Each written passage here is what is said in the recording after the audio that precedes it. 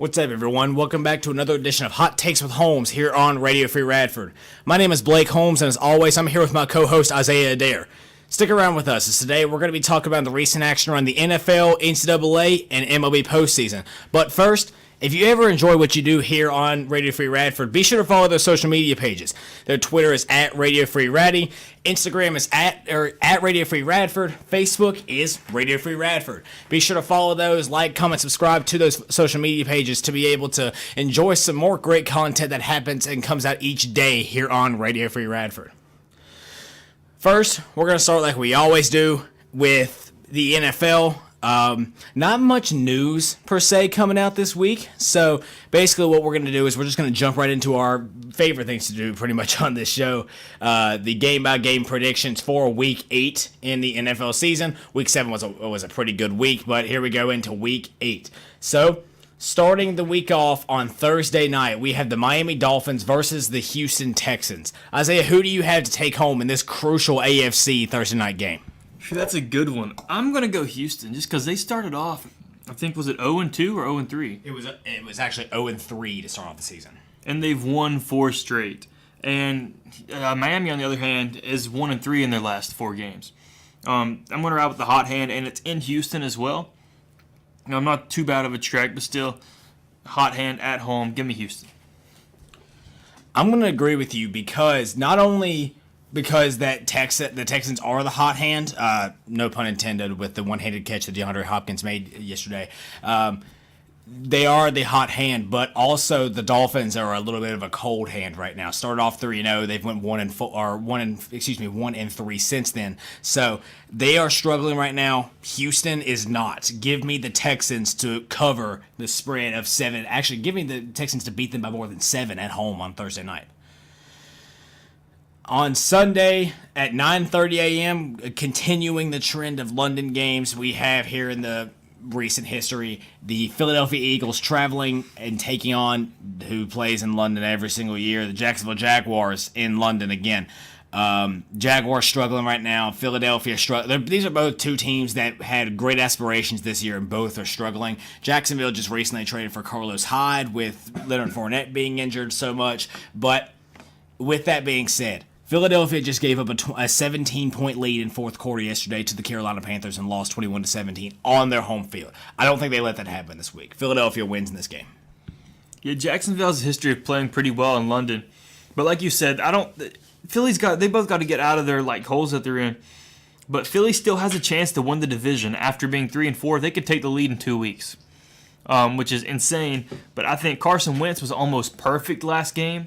Missed a crucial throw in the fourth, but still almost perfect last game. And Jalen Ramsey's been getting burnt. I still like Ramsey, still like the Jags defense, but I got to go with Philly.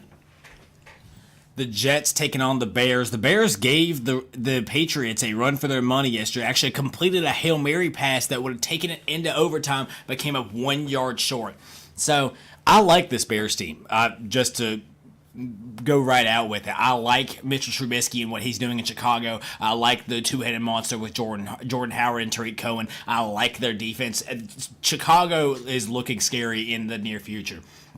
I also like the Jets going on. I like with what Darnold has done this year, and Isaiah Crowell's stepped up in the running game. But with the home field advantage, they just came off of this huge game against New England, and their defense neutralizes the Jets. Give me the Bears to win this game by more than a touchdown. Yeah, I've got to agree. I do like what the Jets, like you said, are doing with the young Darnold. Not playing amazing, but he's capable right now. Isaiah Crowell has been phenomenal so far this year. Bilal Powell, a nice 1-2 punch with them. Jets defense has been good, but you can't overlook, Isaiah Crowell's not going to have a game like that against the Bears. The Bears secondary with Prince Amukamara, Fuller, they're not going to allow Khalil Mack. Wow, they're not going to allow a rookie quarterback to tear them apart. Like Brady did. Brady's the only guy that's been able to do that. Not only that, they may be riding on a loss, but their last play of the game was a 50-yard Hail Mary that ended up at the 1, with a receiver that hasn't even been in the scheme of things lately, Kevin White. So I'm going with the Bears. There's momentum. There's momentum there, and there's way more talent. And once again, you can't just say, well, they're coming off of a loss too, because it is against the New England Patriots. That does mean something when you could stay that close with a team that's had the pedigree that New England has had for such a long time. It really means something to stay as close as they did with them. The AFC North matchup, the Cleveland Browns taking on the Pittsburgh Steelers in Heinz Field. I just want to make this point because I think it's funny. The only team in the AFC North that did not lose this past weekend was the Steelers because they had a bye week. Fun fact. And because of that, the Steelers are now on top of the AFC North based on win percentage. They need to win this game here if they want to stay in contention. These are the game. Now Cleveland is still looking scary. Cleveland's lost a few games here and there. And it's all been close. For example, yesterday they lost on a 58-yard field goal in overtime by Chandler Catanzaro. So there's no reason to believe that Cleveland is still not capable. I'm picking Pittsburgh in a very close game in Heinz Field because Cleveland always plays them close. Obviously, we all know about the tie that happened in Week 1 this year. They may end up benefiting both teams at the end of this year. But give me Pittsburgh to win at home in a very close game. Here's a kicker. Just like the Philadelphia Eagles, the Browns are 2 games out of first place. No one saw that coming. I didn't see it coming. I think just because of that, Cleveland wins. They have a chance for the first time in a decade and a half to actually take first place in the division. They already tied once. Yeah, it was in Cleveland, but it's not that far away. There's still going to be a decent amount of fans in Pittsburgh for the Browns. And the Steelers, I mean, they've been looking good. But the defense, I think, is starting to click more so than it had been. But now the Browns have Baker. They have Baker now. It's not Tyrod. Baker's more of a big play type of guy than Tyrod is. Just give me Cleveland. Leap of faith, but give me Cleveland. Tampa Bay traveling to Ball Brown to take on the Cincinnati Bengals, the reeling Cincinnati Bengals. I need to add there. As much as I want Tampa to win, I really do. Obviously, that would help out Pittsburgh's chances. But Tampa Bay going to Cincinnati, that's going to be very hard for them. Cincinnati's a pretty good team at home. Bengals coming off of a drumming this past week. And Patrick Mahomes just ripped their defense apart. Vontaze Burfict, the most infamous guy in the league, it seems like, went out with a hip injury. It hasn't been confirmed if he's going to be out for this game just yet. So with that being said, still give me Cincinnati. I think they have too many playmakers for this, and also the Buccaneers lost their linebacker Quan Alexander. So give me Cincinnati to win this game at home against the Buccaneers. Cincinnati's on a downward spiral, and the Bucs have been really hot and cold this year. I want to say the Bengals will win. I honestly really do. I like you said, they got a lot of playmakers. I'm an offensive guy. They have offensive playmakers, but I have to go with the Buccaneers, just because I don't know if the Bengals defense, their defense has been good, but again, if Jameis Winston can get Deshaun Jackson and Mike Evans the ball, like I said last week, I think it was, the Buccaneers just have so many playmakers on offense, more than the Bengals. The speedy D-Jax and Mike Evans, who's a bigger Randy Moss, just with a little worse hands. It's a scary offense if Winston can get it going. So I think they have a good shot of winning. Seattle traveling to Ford Field to take on the Detroit Lions. These are two teams that are both just been up and down. They look like they're great 1 minute, then they struggle. The Lions coming off of a win last week against the Miami Dolphins. On the road, actually, in Miami. So, Detroit coming back home to take on the Seahawks. And as this is a toss-up game for me. They're both 3-3. They're both not in. Now, the Seahawks are very down in their division because there's a team called the Los Angeles Rams that are 7-0 in the division. But in the NFC North, it's very wide open. And I think Detroit wins this game to stay in contention at home because these are the types of games you've got to win if you want to stay close in your division. I think this is a game they win. Yeah, position group in comparison. Aside from the game against the Patriots, the Lions' defense has been lackluster. After the Earl Thomas injury, the Seahawks has as well. Quarterbacks, I would give the edge to Russ, but Matt Stafford has a cannon. Receivers, I would give it slightly to the Lions. Running backs, hands down, it's Detroit. Kerryon Johnson had 158 rushing yards last week.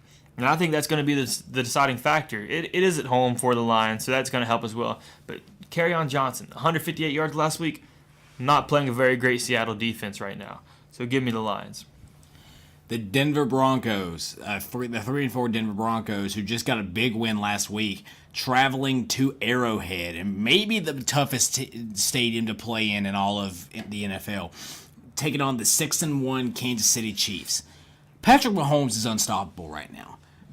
Even in a loss to the New England Patriots, he played a masterful game. And last night was no different. Over 300 passing yards, 4 touchdown passes against the Cincinnati Bengals on the road, I might add. And so they get the Denver Broncos at home. If this was a couple years ago, this would be such a high-profile matchup based on the secondary of Chris Harris Jr. and Aqib Talib, that scary Broncos defense taking on the Chiefs and their red-hot offense.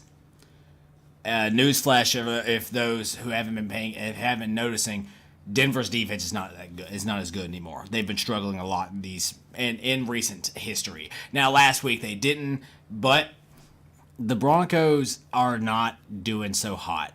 Case Keenum up and down, but he's a game manager. You know what you're getting with Case Keenum. Plenty of playmakers at the receiver position still. Demaryius Thomas, Emmanuel Sanders. I just don't see a way that the Kansas City Chiefs do not win this game. With Mahomes and the way Kareem Hunt had over 150 rushing yards yesterday, 3 touchdowns. Finally got into a groove himself. Their defense has been playing well enough to. It's easy for a defense to play well when your offense is scoring 40 points a game. Give me Kansas City to win this game in Arrowhead. Oh yeah, you mentioned the Broncos having a big win last week. Yeah, they did on Thursday. They trounced the Cardinals. The Chiefs aren't the Cardinals in any way, shape, or form. The offensive scheme, the edge would go at every position to the Chiefs, even running back. I like David Johnson. He wasn't even being used that game. So it has to go to Kareem Hunt the way he's been playing. And even defensively, like the Cardinals' defense is playing well. But like you said, scoring 40 points a game, your defense just has to play well enough. And going into the Arrowhead, I think it could be close, but it also has the potential to get really ugly real quick. And again, the Chiefs aren't the Cardinals, so they're going to win. Washington traveling to New Jersey to take on the Giants, an NFC East divisional matchup. Redskins on top of the NFC East right now. Not necessarily something I expected. I expected them to be in the hunt. I really expected Philadelphia to be on top of the division right now. But they take on the struggling Giants. However, as we all know with divisional matchups, you can basically, a lot of times, you can just throw away the records, and it's going to be an interesting game. I don't think it's going to be different. I don't think there's going to be different here. As we all know, Eli has struggled this season. Odell Beckham has been in the media several times talking about how he wants more deep passes, and he hasn't necessarily got him aside from maybe one game. They've won one game this year, and it was to the Houston Texans, against the Houston Texans. Washington's 4-2 right now. However, they do go on the road.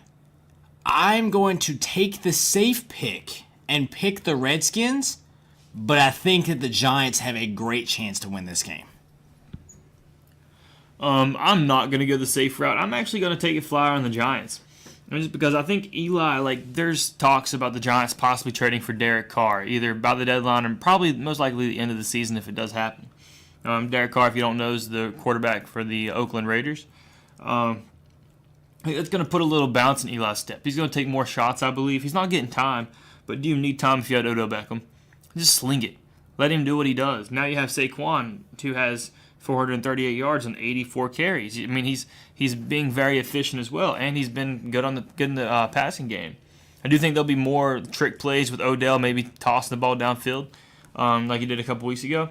But I'm going the Giants. I think their defense has a decent game against Alex Smith, and Eli does enough and gets the ball to Odell enough to win. Baltimore traveling to Charlotte to take on the Carolina Panthers. Baltimore needs to win this game to stay in contention, or stay in close contention with the AFC North. Because I believe that the Bengals get a win this week against, let's see, who did we say they play? Against the Buccaneers. I believe that happens. And if Pittsburgh, let's say, gets a win this week, or even Cleveland gets a win this week, Baltimore, if they lose this game, they go to 500, 4-4. If they want to stay on top of the AFC North and stay close to it, they need to win this game. However, Carolina just rolled off 17 straight or 21 unanswered points in the fourth quarter of a huge game against the Philadelphia Eagles on the road. They come back to one of the craziest home fields that you can have in Charlotte, North Carolina, to take on this Ravens team who just lost to the Saints off of an extra point missed by none other than probably the greatest kicker in the league, Justin Tucker. With that being said, give me Carolina in a ridiculously close game. And when I say ridiculously close, I mean field goal as time expires game. Yeah, I thought you were going to go Baltimore, so I was excited to disagree with you and go the route of the Carolina Panthers. But I think you're right. They have so much. We're talking about momentum right now. 21 points in the fourth quarter, just in the fourth quarter. It's insane. It's absolutely insane. I think Christian McCaffrey gets in a groove this game, incorporating like they have been in the passing game. But I think on the ground he gets in a groove, and I think it'll be an interesting game. Like you said, it's going to be extremely close. But I think it could honestly come down to an interception by Flacco at the end. I just kind of get that feeling when it comes to that. They got a good receiving core, but it's going to be on Flacco. Still not sold into Flacco. Newton has had his rough going this year as well. Not sold in either one entirely, but I will say Carolina at home, 21 straight points last time he was on the field. I have to go with Carolina. Colts and Raiders in Oakland. Both teams struggling. Colts at 2-5. The Raiders at 1-5. I believe the Raiders may have had a bye week this past week, if I'm not mistaken. The Raiders have had several names and trade rumors, with Amari Cooper being one of them, their star receiver. And the Colts just coming off of a win last week. They beat you could call it a win. They beat the Buffalo Bills. I believe it was 24-3 or something like that. And they get the Raiders at home, on the road in Oakland. This is such a toss-up of a game, because I think Andrew Luck has found a groove. He's found himself. He's found the momentum and the flow that he had before all the injuries happened. However, it's never easy to go across the country all the way to Oakland, California. But give me the Colts in this game against this very, honestly, lackluster Oakland Raiders defense. I think it's a shootout, and Indianapolis gets the one extra stop needed. And Indianapolis' defense isn't not good either. Don't get me wrong, but I like the Colts to win this game very close at the end of the end by a shootout. I'm going Oakland there. I think Derek Carr's got to be angry. He had a bye week. This week we didn't even get to see what he could do, and his name comes up in trade rumors. Like, this is the one season he's had that's not been great. I mean, he's not scoring touchdowns. He's putting up yards. But if it wasn't for a bye week last week, he'd have 2,000 yards. He'd be on pace for about 4,500-ish. But I've got to say, I would just be upset if I was Derek Carr. I'd be wanting to come out, prove everybody wrong. If I'm Marshawn Lynch, I'd be like, this is my quarterback. Like Terrell Owens when he was crying, talking about Romo, like, this is my quarterback. I'd be feeling like that. I think the team's going to rally around Carr because they're talking about trading off a centerpiece. In my opinion, the centerpiece of their whole team right now. It was Mack. They traded Mack. Now the centerpiece is Carr. I'd be angry. They're going to rally. It's at home. They're going to get a win. And I think it will be close. But I also think Derek Carr has a huge game. And we see that he's still the all-pro quarterback that he was before he broke his ankle a couple years ago. The Green Bay Packers taking on the Los Angeles Rams on the road at home. Let me read you, the Rams, of course, are 7-0 right now, but let me read to you their schedule that they have coming up, because it's not easy. They get Green Bay at home. The next week they go to New Orleans. Then they have the Seattle Seahawks, and then in a neutral site game they have the Kansas City Chiefs, all the way going into their bye week on week 12. I do believe they drop at least one of those games. I don't think it's going to be this one. As much as I think that Aaron Rodgers can stick with this Rams defense, this is a game that's going to have a lot of points put up, because the Packers defense is nothing spectacular. It's not bad. It's not a bad unit by any means, but the Rams have on par probably better of an offense than the Green Bay Packers do, and the Packers are going up against a stout Los Angeles defense. The only thing that the Packers have that can keep them in this game is Aaron Rodgers. And even with that, I have the Rams moving on to 8-0 to take on a gauntlet of an NFL schedule coming up. You know, when it comes to yards, offensively and defensively, the Rams and Packers are actually almost identical. Almost exactly alike. The difference is the points. The Packers, the Rams are playing bend but don't break defense. They're allowing the yards but not the scores. You know, in the red zone, they're getting interceptions, fumbles, holding the field goals. Only allowed 18 points a game. The Packers are allowing the touchdowns. And when they get into the red zone, the Packers are settling for field goals. The Rams are scoring those touchdowns. So it's gonna come down to red zone efficiency, like it has been for both teams all year. Aaron Rodgers still has only 12 touchdowns, only one interception right now. He's been phenomenal this year. So has Devontae Adams. You can't dismiss how well they've done, but the Rams just have them in every category except receiver and quarterback. Only two categories that I would say the Packers have the Rams beat. And given that quarterback is Aaron Rodgers, so it's possible that they win, but I have to side with the Rams just because they haven't shown me any reason to doubt this year. San Francisco going to Arizona to take on the Cardinals. Both teams sitting here at 1-6. Cardinals coming off a loss last week. I believe the Niners may have had a bye week, but the Cardinals. I'm going to tell you something that I've said several times in the show, and I'm going to stick with this right now. I will never trust C.J. Beathard-led 49ers team. Cardinals win at home. Yeah, I have to. You know, my biggest decision maker here is Mike McCoy was fired. The Cardinals have been conservative, haven't been pushing the ball downfield. Josh Rosen's been getting shellacked because he's holding the ball looking for short passes, you know, as the receivers break. You have Larry Fitzgerald, Christian Kirk, J.J. Nelson that runs a 4.3 40. You know, and Chad Williams that runs like a 4.35. You have the pieces, plus David Johnson, who can catch and run the ball. Their offensive line's not good, but David Johnson's not been doing well because they haven't been pushing the ball downfield. The passing game's no threat. Byron Leftwich is now the offensive coordinator for the Arizona Cardinals. When he was a player, he was conservative, but he also knew when to push it down the field. There's reports saying that he has a good relationship with Rosen, that he knows exactly how to cater to Rosen's strengths. So I look for a deeper passing attack. The Cardinals' offense will be explosive this week. David Johnson it's going to be more creative. David Johnson's going to find open running lanes. Give me the Cardinals by 2 touchdowns. I'm going to go big here. And the game of the week, in my opinion, the New Orleans Saints taking on the Minnesota Vikings in Minneapolis. Again, New Orleans just caught a huge break on the road against the Baltimore Ravens thanks to a missed field goal by probably the greatest kicker we've seen in a very long time, Justin Tucker. I missed PAT. And the Saints escaped Baltimore with a 1-point win. Minnesota 4-2-1, the only that tie coming from the Green Bay Packers earlier in the season.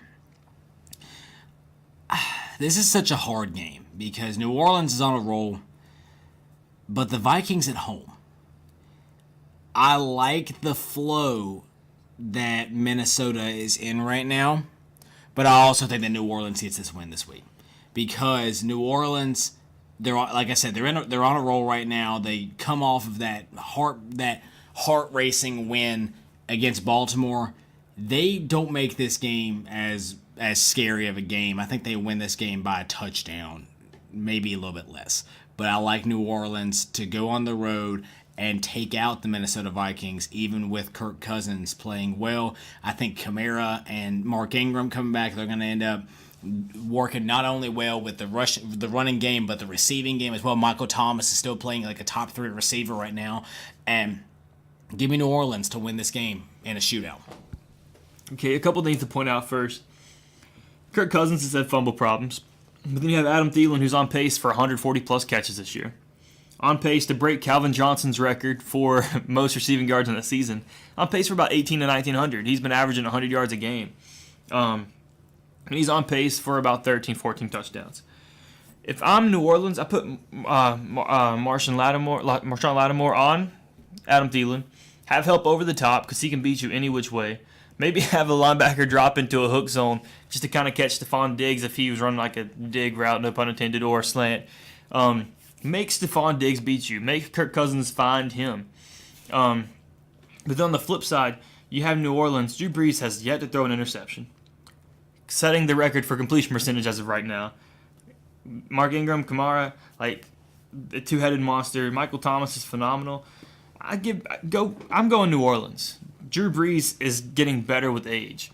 And I think that might just be the main reason, the only reason. Drew Brees is just getting better, and that's scary.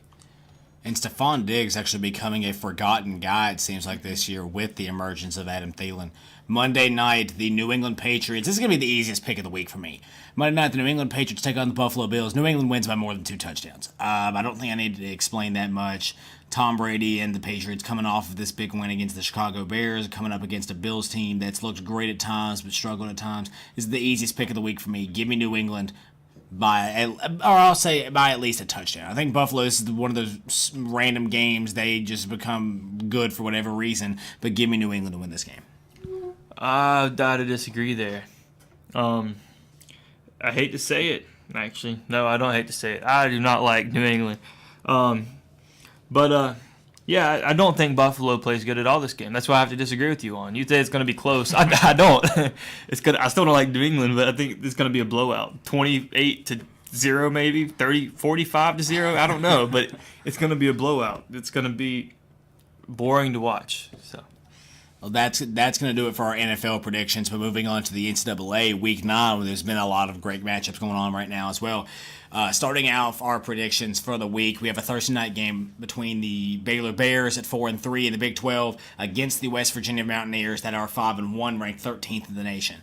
West Virginia did lose against Iowa State earlier in the season. Iowa State's been a deceptive team. I thought that they were really going to be better than they are right now. So I'm not necessarily counting that as a bad loss for the Mountaineers, especially it was in Iowa State. So I think they win this game against the Baylor Bears in Morgantown. Will Grier does enough to get West Virginia by in this game, and they continue going on pace to try to make the Big 12 championship with several teams closing in. Bro, let me tell you, I predicted the struggles were going to continue. I just didn't think it was going to happen that close, like the collapse, or that soon. I have to agree, though. West Virginia, if they're going to have any aspirations of somehow making it to the playoff, just like the dominoes have to fall in the right place, but they cannot lose any more games. They cannot lose to Baylor. A 3-loss team, West Virginia's had their numbers in the past, and this can't be any different. West Virginia has to blow them out by 40 points if they're going to make a statement and show last week was nothing but a fluke. The Thursday night, our last Thursday night game, a lot of people in this area might be going to it. Georgia Tech taking on Virginia Tech. In Lane, Georgia Tech's always a scary offense to deal with because if you are the Yellow Jackets, you run that triple option, that devastating triple option. No team in the country runs it as much as Georgia Tech does, other than maybe Army. But you have the Hokies going on the road in Blacksburg. Virginia Tech always seems to struggle against Georgia Tech. However, they did get a bye week to prepare for the Yellow Jackets. With that being said, I like the Hokies to win this game because they've had 2 weeks to prepare for that offense now in Paul Johnson's. Paul Johnson's a great coach for Georgia Tech, don't get me wrong, but Justin Fuente gets his team ready. They win this game in Lane Stadium. I have to say that I agree that I think Virginia Tech wins. I think they're a better team than the record says. They've played some really difficult teams, and they've hung in, most of them, but They just had a terrible schedule that teams like Georgia Tech haven't, that I know of. I don't think they've had the strength of schedule has been harder on Tech, is what I'm trying to say, yeah. So I've got to go with Virginia Tech. On Friday night, we have Miami and Boston College. Both teams sitting at 5-2. Both teams have been ranked at times this season. Boston College was ranked till they lost to Purdue, a game that people thought was a bad loss at the time, but Purdue just knocked off Ohio State last weekend as well, so looking better and better of a loss. Both teams at 2-1. It is in Boston College.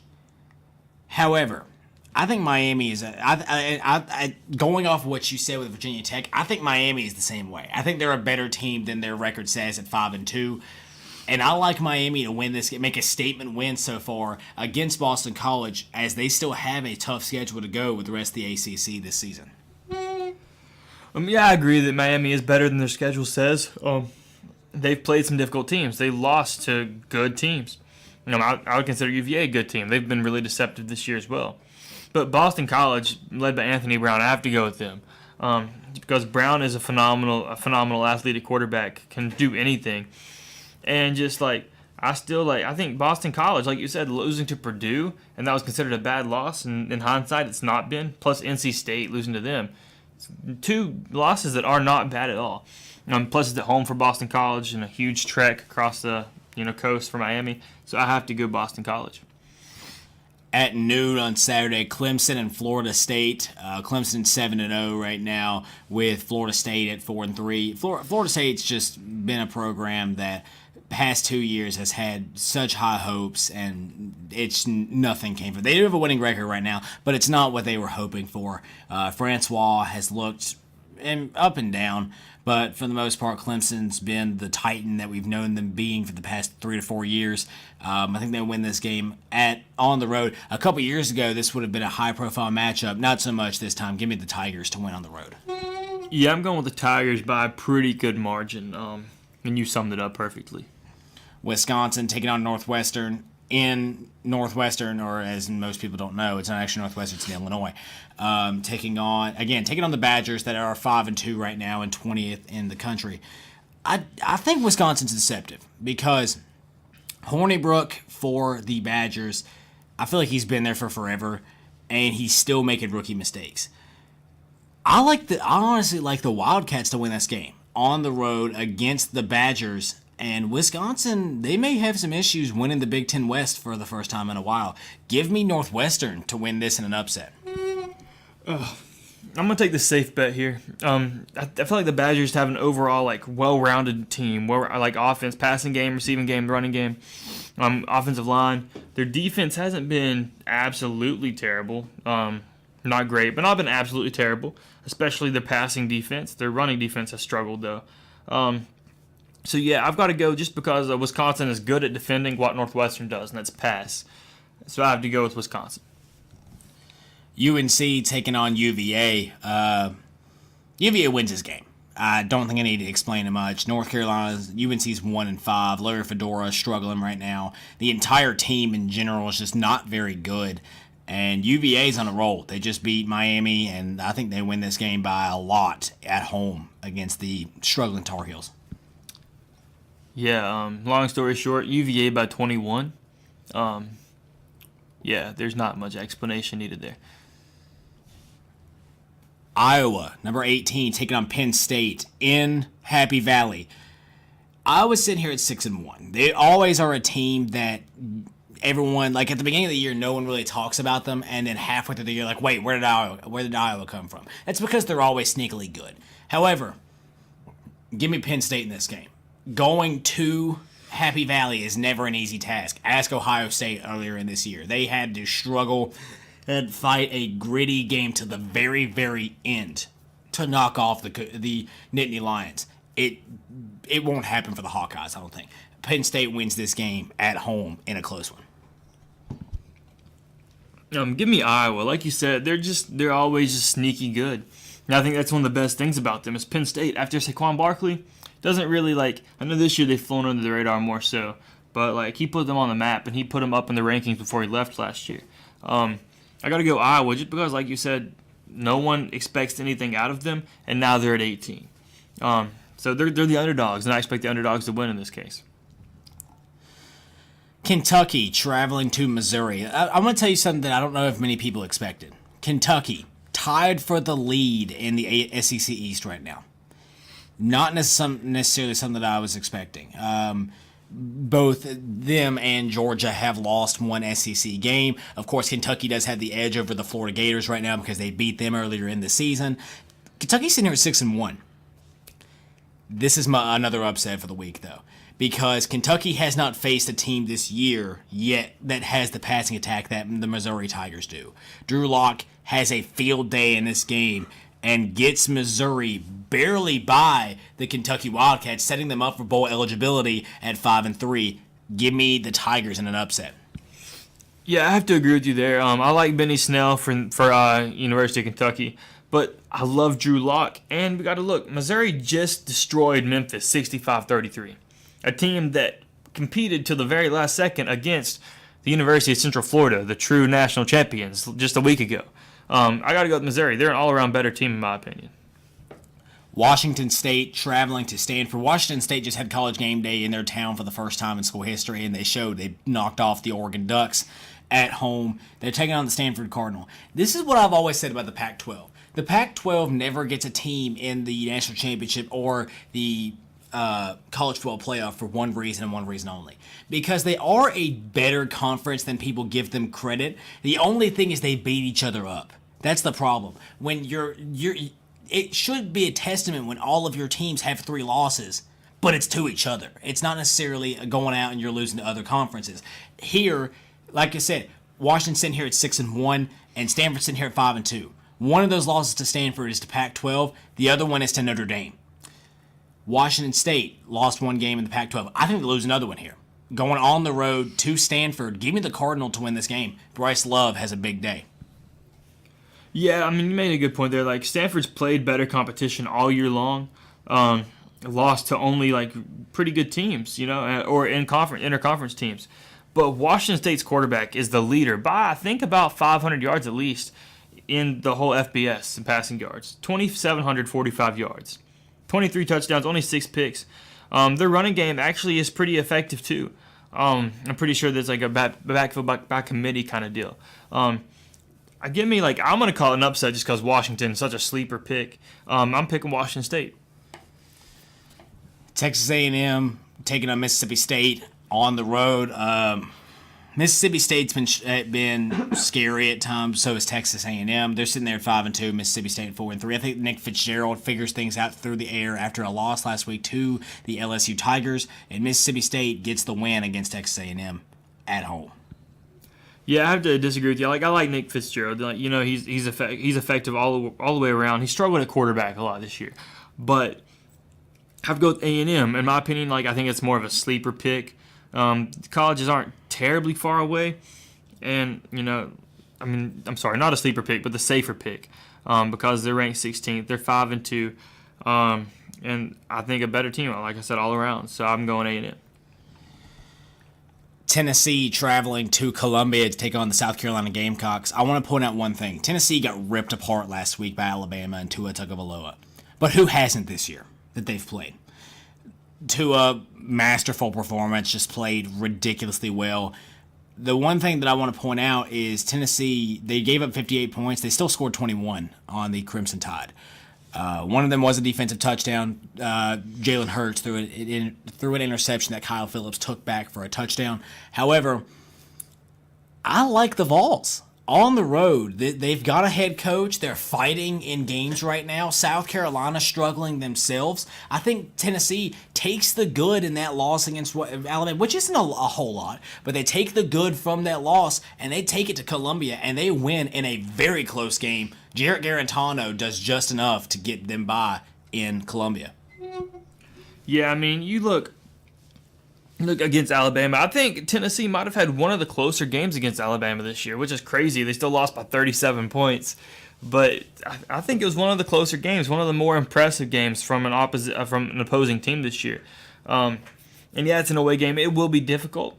But I don't know. I got to agree with you. I got Tennessee just because they're one of the teams that don't seem to just tank, and just lose out when they're struggling throughout the season. They seem to pick it up and play good against better opponents or good against opponents that they're seen to not have a chance against. I'm going Tennessee, the underdog in the fight. Notre Dame traveling to Navy to take on Navy. Notre Dame is looking very impressive right now. And this is a game they should not lose. They shouldn't. They actually should blow out Navy. Navy's sitting here at 2-5. This is also the classic example of what a lot of people like to call a trap game. Because Notre Dame, they're riding high. They're the number 3 team in the country right now. They expect to win out, but they may overlook a team like Navy. Navy's never a terrible team to look out for. However, I'm going to say Notre Dame wins this game. Keep in mind, they got to go all the way from Illinois to California, and this could be a trap game, but Notre Dame wins this game. Yeah, I think it is a trap game. Navy's averaged 29 points a game this year. It's crazy again, but their defense has been terrible, and they never pass the ball. And I think that with Notre Dame having a pretty decent run defense and just being an all-around good team, like you said, could win out this year. I think that Navy could catch them slipping early in the game, maybe take an early lead, but Notre Dame's not going to stay down for long if they are down in the first place. Give me Notre Dame. Texas taking on Oklahoma State in the big and huge Big 12 matchup. Texas sitting at number 6 in the nation right now at 6-1. I think they win this game in Stillwater, and it's not. I don't think it's close, honestly. Oklahoma State's always scary with their passing game, but Texas has been looking very good this year as well. They have a quarterback now in Hunter Ellinger. Give me the Longhorns to continue their roll into Morgantown the next week. Yeah, I think it's crazy. I remember just a couple years ago, Texas firing their head coach, could hardly win a game. Now they're sitting at number 6. And I honestly don't know if anyone can stop them. You know, I mean, it's a pretty well-rounded team, good coaching, and yeah, I mean they're just on a roll, offensively, defensively, even playing against good opponents like number 7 Oklahoma and TCU and USC. Give me Texas. I don't think it could be close, but I don't think it is either. And the biggest game of the week, 2 top 10 teams facing off for really almost a lead, and possibly a lead in the ACC East. The Florida Gators taking on the Georgia Bulldogs in Jacksonville. Remember, this is a neutral site game. It's never played on one home field or another. It's always a neutral site game. So this game is huge because if Florida beats Georgia, not only does Georgia go to 2 losses, but Florida now has the advantage over Georgia. And so let's say Georgia beats Kentucky later on this season. Well, that means Kentucky and Georgia, you have the same thing that Penn State, Ohio State, and Michigan had not too long ago. Michigan beat Penn State beat Ohio State beat Michigan. The head-to-head matchups don't matter anymore if Florida gets this win. However, I like Georgia to win this game. I think Florida is way ahead of schedule. I think they are. Felipe Franks has been pretty good so far for the Gators. Their defense is always stout, but I like the Bulldogs to win this game. I like Elijah Holyfield in the backfield. I like Jake Fromm. I like Justin Fields coming in and bringing in that multi-dimensional running quarterback feel as well. With Mecole Hardman in the receiving game, I like the Bulldogs and their defense to win this game in a very close game. Probably the best game we've seen out of this series in a long time. Georgia wins in a close one. I want to look at like the past few games that these teams played. Georgia's been beating up on bad teams. You know, MTSU, Missouri, Tennessee, no offense, Vanderbilt, and then they lost to LSU, the best team, the only top 25 team they played in that stretch. They lost by 20. Then you have Florida, beat Colorado State, beat Tennessee, both pretty handily, beat number 3 Mississippi State, just by a touchdown, beat LSU by 8 points, and then beat Vanderbilt by 10. You know, they're not winning against lesser teams. They're not winning in as big a blowout fashion as Georgia, but they're still beating the top teams. They're still beating very good teams. And for that reason, I have to go Florida. Statistically, they're very similar. And I think Florida's, you know, they're riding higher because not only is Georgia coming off a loss, but Florida's got a big win streak going on, and the win streak includes multiple good teams. Now, there is one more thing I do want to point out. One thing with what you said. Yes, they did beat LSU. A very impressive win for Florida. Remember, though, Georgia traveling to Death Valley. Florida got LSU at home. That does mean a lot. LSU is never an easy place. People a lot say is the toughest place in the nation to go play at. Still, there's no reason to overlook that. It is a very impressive win. LSU only losing one game so far this year, and that is the one game. And again, the Florida Gators are very ahead of schedule. This was a team, first-year head coach Dan Mullen. No one expected them to be sitting here at 7-1. So as my co-host Isaiah Addair does need to go off to class, he will be heading out. However, I'll still be here for another 15 minutes or so, and we're actually moving on to a new sport that actually started this past week, NBA basketball. And I know a lot of people, it'll be on for a while. It'll be on, we're 3 games in. It'll be on for 79 more games. But that doesn't mean there hasn't been exciting action in the NBA in this opening week. To start it off, of course, you can't mention NBA these days without mentioning it. LA Braun has begun. The Lakers are sitting here at 0-2 right now, but you know, it's starting to become an impressive and more fun time to watch Los Angeles Lakers basketball. LeBron's been impressive in the first 2 games. Of course, what everyone's talking about, though, is the fight that broke out. The Houston Rockets traveling to Los Angeles, taking on the new-look Lakers. And midway through the game, Chris Paul and Rajon Rondo got into it a little bit. Some words were said. It actually has come out that Rajon Rondo spit at Chris Paul. Rajon Rondo has denied this over and over, but video evidence did show that it did happen, which caused Chris Paul to step up and really get into his face. A punch was thrown by Rondo. Punches were thrown, and punishments have been shelled out so far in this game. Rajon Rondo has gotten 4 games suspended. Brandon Ingram has gotten 3 games for throwing a punch, and Chris Paul got 2 games in this thing. So, the idea that I wanted to talk about, are those punishments fair? I want to say yes, because if you're Chris Paul, you still played a little part in instigating it. I understand. If I was in this scenario, I would think the same thing, saying that man just spit on me. I don't see how you overlook that. But you still were the one that stepped up, that caused Rondo to throw the initial punch. However, Rondo getting the most games, I think that's completely 100% fair.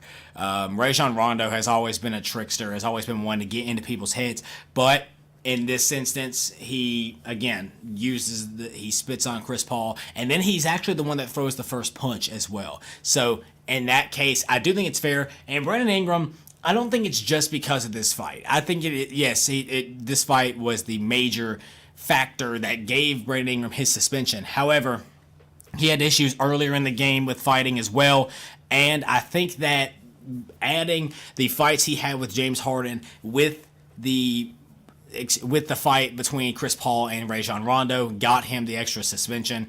And I think if he hadn't had the altercation with James Harden, then he would have gotten 2 games like Chris Paul did. So I think it is completely fair. The other thing I want to talk about with the Lakers, is it reason for concern they are 0-2? I think that no one expected them to be 0-2 at this point. Well, some people did, but I don't think it's reason for concern just yet. This is a team that's feeling each other out. Most of the team is new, it seems like. And the Lakers have not played bad teams by any means. They've played the Portland Trail Blazers and they've played the Houston Rockets. Both teams, Houston's having championship aspirations, and Portland right now, they're sitting at 2-0 and technically 3rd in the conference right now. They're not bad teams they play. They got the Spurs tonight, so that'll be another test for them. But I don't think it's reason for concern just yet that they're 0-2. I think they'll get it figured out. LeBron will get it figured out. And the Lakers will make the playoffs this year. I don't think they're going to be as good as people want to give them credit, but I don't think that they will miss the playoffs by any means. Another thing, that huge thing that I wanted to point out were some major performers earlier this season so far. Kemba Walker for the Charlotte Hornets has been out of his mind so far to start the season. Started off with a 41-point outing in his first game against the Miami Heat. He drops 25 in his second game, and then he drops 39 in his third game. His Hornets right now sitting at 2-1, but again, he's had over 20 points in all of them, over 30 in 2 of them, over 40 in 1, of course, you can do the math. But Kemba Walker just playing insane right now. talking about in the Western Conference, Nikola Jokic in his first home game against the Phoenix Suns had what we call a perfect triple-double. Went 11 for 11 from the field, had 35 points, 12 rebounds, I believe, and 11 assists, with no turnovers and 4 steals. That is insane. The only center that's ever put up those numbers, had a perfect triple-double of more than 30 points, is the guy himself, Wilt the Stilt Chamberlain, back in the 1960s and 70s. So he did it twice, but you can't overlook that. That is literally something that has been done by only one other person in history. And I don't care, you could say he played against the Suns, he played against an unproven rookie. That's still impressive. However, another thing I want to point out is the standings review. So it's early. It's very deceptive. Most teams have only played 3 games. Some playing actually only 2. But I do want to point out some of the standings right now. So in the Eastern Conference, we have the Toronto Raptors at 3-0, the Milwaukee Bucks at 2-0, the Detroit Pistons at 2-0, the Charlotte Hornets at 2-1, the Boston Celtics at 2-1, a team that a lot of people have championship aspirations for, the Philadelphia 76ers at 2-1, the Indiana Pacers at 2-1, and the Atlanta Hawks at 1-2. Atlanta Hawks, Trae Young, the third rookie in the past 20 years to have over 35 points and 10 assists in a game. The other two, LeBron James and Stephen Curry. The West on top of the conference is the Denver Nuggets at 3-0. At number 2 is the New Orleans Pelicans at 2-0. And number 3 is the Portland Trail Blazers at 2-0. Number 4 is the Golden State Warriors, dropping their first game to the Denver Nuggets last night at 2-1. The LA Clippers at number 5 are 2-1. Then we have a bunch of 500 teams from there on out. The Phoenix Suns, Memphis Grizzlies, Utah Jazz, San Antonio Spurs, and the Dallas Mavericks. So a lot of shakeup that can happen during that time, but nothing short of exciting basketball coming from NBA opening week. Moving on to our last sport of the show is Major League Baseball. October is one of the favorite months of a baseball fan's year. Unless your team, even if your team is not necessarily in the hunt, you still love October. The World Series has been set. It's going to be, for the first time in MLB history, the Los Angeles Dodgers coming out of the National League to take on the Boston Red Sox in the American League. The Dodgers took out the Atlanta Braves in their first round. I believe it was in 5 games. And they beat the Milwaukee Brewers in 7 games. And in LCS, In the American League, the Boston Red Sox had a very similar route.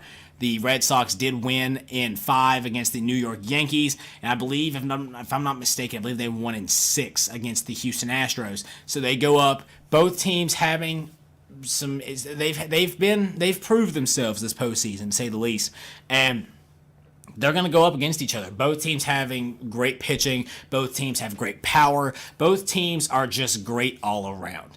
I like the Red Sox to win this game, but don't be surprised if it does go 7. The Red Sox have been a special team so far this year, and I think that if the Dodgers want to win this series, they've got to get into a situation where they can win it all at home. Because if you get that series into Fenway... Now, baseball is a special sport because it doesn't necessarily have to matter where it is because it's any given day, but if you want to win in the Fall Classic, you've got to get a situation where you can clinch it and maybe win it in 6 games at home. Because I don't think you're going to win the game. I don't think you're going to win a game-clinching game in Fenway, especially if Chris Sale's on the mound, if Rick Porcello's on the mound. It's just not going to happen. I like the Red Sox to win this World Series.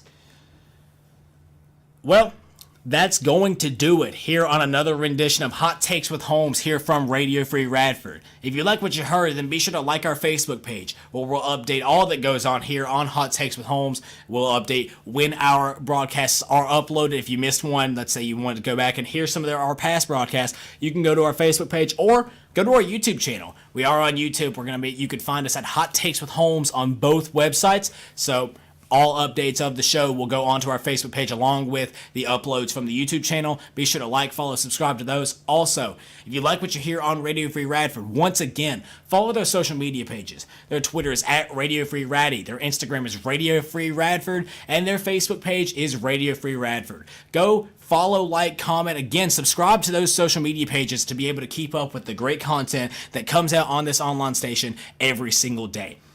So, that's going to do it here for me. For my co-host Isaiah Addair, I'm Blake Holmes, and we'll see you next week here on Radio Free Radford.